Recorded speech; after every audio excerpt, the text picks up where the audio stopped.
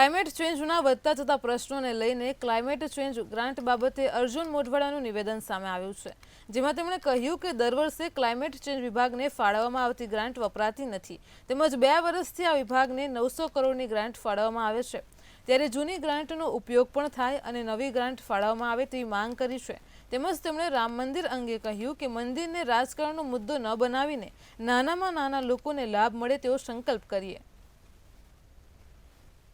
એક વાત સ્પષ્ટ છે કે રામ મંદિર નિર્માણ માટેનો માર્ગ મોકળો કરતો ચુકાદો વડાપ્રધાન મોદીજીના સમયમાં આવ્યો, પરંતુ એ પહેલા પણ લગભગ 90% કામગીરી અગાઉના વડાપ્રધાનોએ અને અગાઉની સરકારોએ કરી.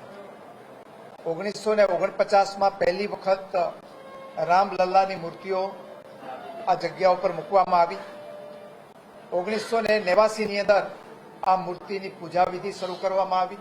દર વર્ષે લગભગ જે ક્લાઇમેટ ચેન્જ વિભાગ દ્વારા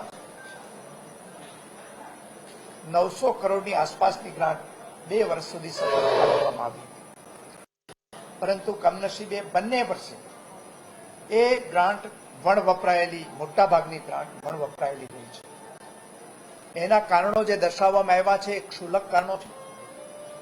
ઈચ્છા શક્તિના અભાવે આ ગ્રાન્ટ વાપરી શકાય નથી.